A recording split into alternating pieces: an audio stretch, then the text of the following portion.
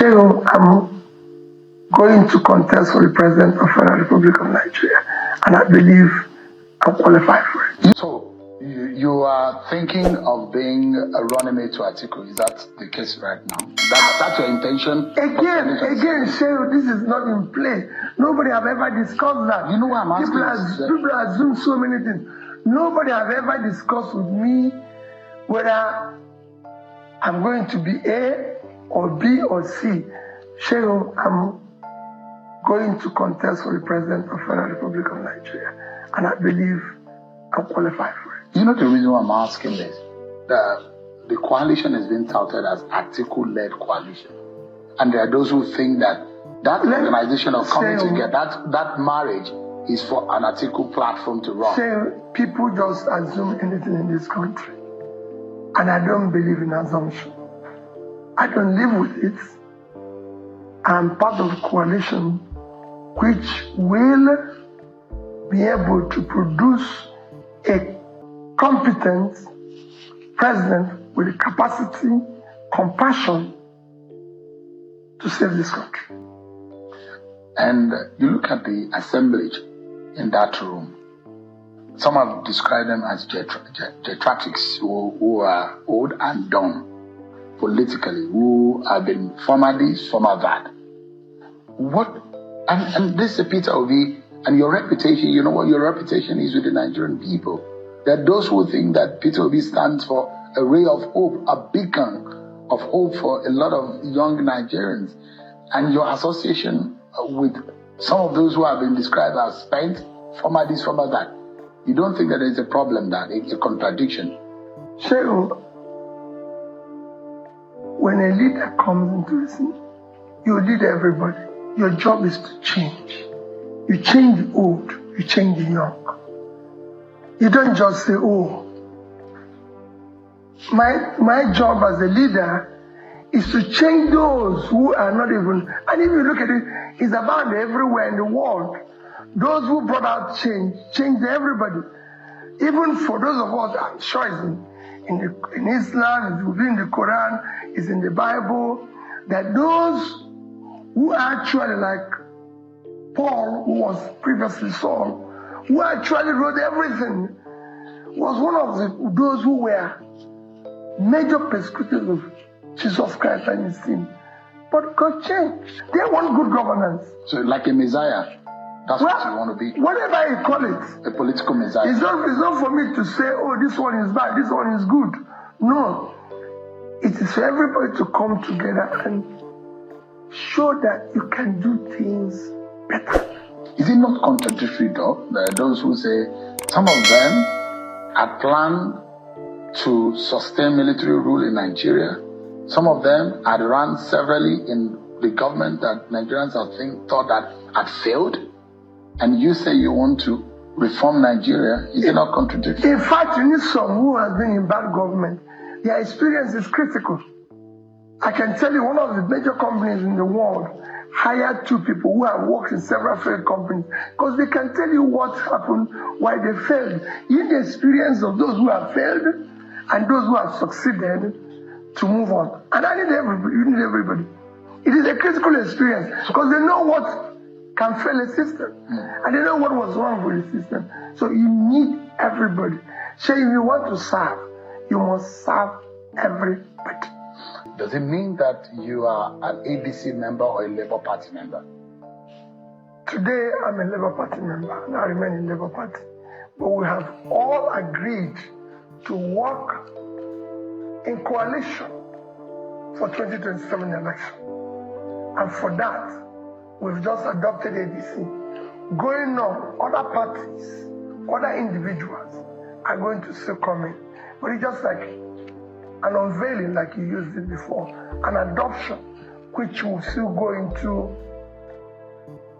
bringing other people together under the same umbrella and saying, we want better governance for this country.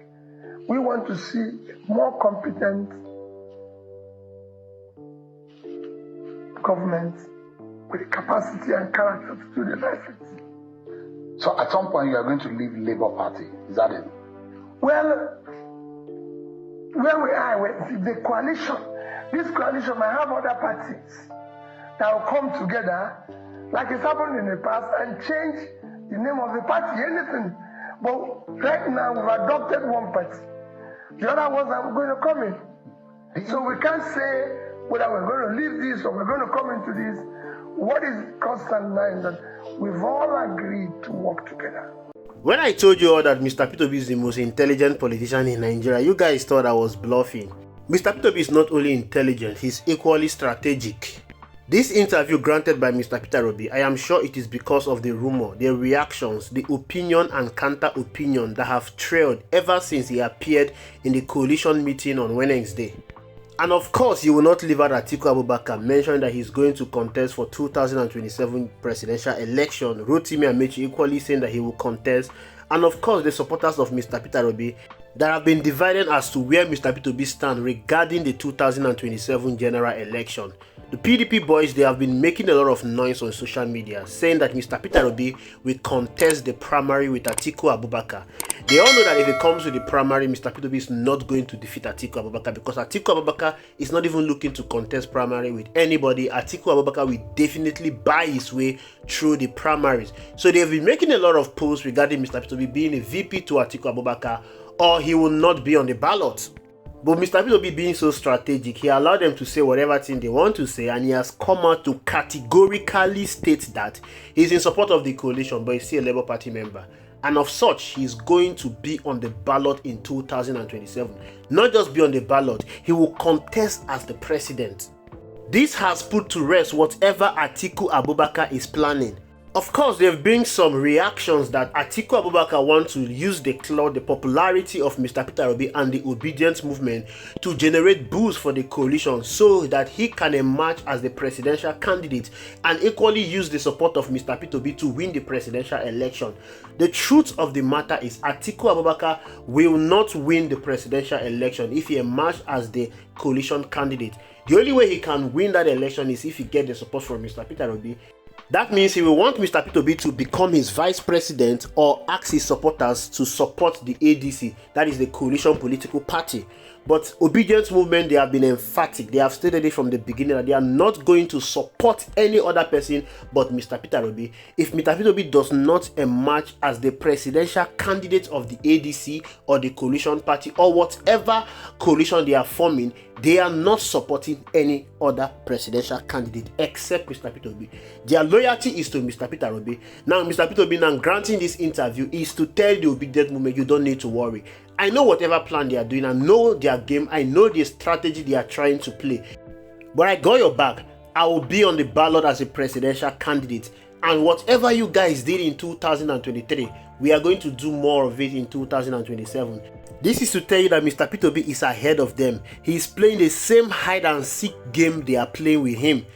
What Atiku is seeking to do is to use the popularity and clout of Mr. Peter Obi and the obedience movement to advertise the ADC and probably open the contest for a primaries. Atiku knows that when it comes to primaries, there is no politician in this country that can defeat him in an open primaries because he knows that he will use his money to buy his way. He tried to do the same thing in 2014 when the APC primaries was conducted.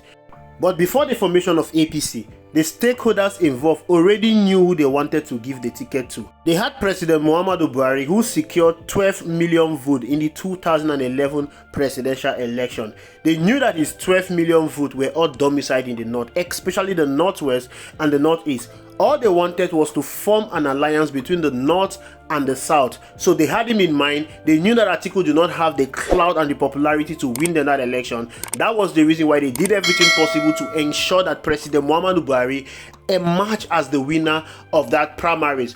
That primary was just done to fulfill all righteousness, but everything was done behind the scene. But in other primaries, Atiku has always used his money bags to bamboozle everyone, to buy everyone, and this is exactly what he wants to do in ADC. Get all the politicians in ADC, get Mr. Peter Obi, use Mr. Peter Obi's clout, get the obedience to talk about the ADC, then contest in the primaries, use his money, his dollars, to buy everyone in that primary. Emerge as the presidential candidate, then ask Mr. Peter Obi to become his vice president. By then, it would have been too late for Mr. Peter Obi to contest another primaries in another political party because the electoral law forbade that. But unfortunately for him, Mr. Peter Obi is wiser. Unfortunately for him, Mr. Peter Obi is 2 steps ahead of his game. Unfortunately for him, the obedience movement will not support a presidential ticket of Atiku Abubakar. But it beats my imagination why the people in Atiku camp are so disillusioned. They are so disillusioned to the fact that they do not understand that the time of Atiku Abubakar has passed. Atiku Abubakar can never be President Muhammadu Buhari, and he can never be Bola Ahmed Tinubu. How do they expect someone like Mr. Peter Obi to become a vice president to Atiku Abubakar? Mr. Peter Obi refused to become Atiku Abubakar's vice president in 2023. When he hasn't even realized his worth, his popularity. Prior to the 2023 election, he dumped the PDP and joined a relatively unknown Labour Party in 2023, and in 6 months he was able to do what no other politician in this country can do. How do they expect someone that now knows his worth, someone that knows that he controls one of the biggest movements in Africa, the obedience movement, someone that knows that his support base are organic, that he doesn't even need to spend money for him to be supported, someone that knows that the love Nigerians have for him transcends beyond ethnic and political line, someone that knows that he can defeat Bola Ahmed Tinubu, someone that knows that he has support even in the north. How do they expect this kind of person to become a vice president to Atiku Abubakar? Someone that has been in the news ever since the last election was done and dusted, someone that is the most top politician in Nigeria, someone that is the most popular politician in Nigeria. How do they expect him to become a vice president to Atiku Abubakar? We are talking about someone that has been going around the country, visiting IDPs, visiting people in distress, helping to ameliorate their pain. Wherever he goes, he receives so much love that Atiku Abubakar and other politicians in Nigeria will never receive in their lifetime. And then they expect him to come and be a vice presidential candidate to Atiku Abubakar. Let's even leave that aside. When it comes to age, Mr. Peter Obi is younger. When it comes to competency, Mr. Peter Obi is more competent than Atiku Abubakar. When it comes to controversies, Mr. Peter Obi do not have any controversy that is stick to him like Atiku Abubakar has. Atiku Abubakar has a lot of baggages. His former boss Olusegun Obasanjo dedicated a section of his book to talk about Atiku Abubakar controversies and corruption. And yet you want him to come and become the vice president to Atiku Abubakar after seeing what happened in 2023. The problem with the people in Atiku camp is that they don't learn from their mistake. It is this their same continual mistake that led to Atiku leaving the PDP and joining the APC prior to the 2015 general election. It is this same mistake that forced Atiku to contest in 2023 when he would have sat back and support a southern candidate. It is this same mistake they also want to make in 2027. The truth about the matter is Mr. Peter Obi will contest as a presidential candidate either in ADC or in another political party. If Atiku Abubakar feels that he's popular, if Atiku Abubakar feels that he has the money, if Atiku Abubakar feels that he's competent, if he feels that he is loved by Nigerians, then he should go and contest the election alone. And let us see how popular he is. If he cannot be humble enough to support a more vibrant, younger and popular candidate like Mr. Peter Obi, then there is no need for the obedience movement to support him. Thank you for watching. I will see you in the next video.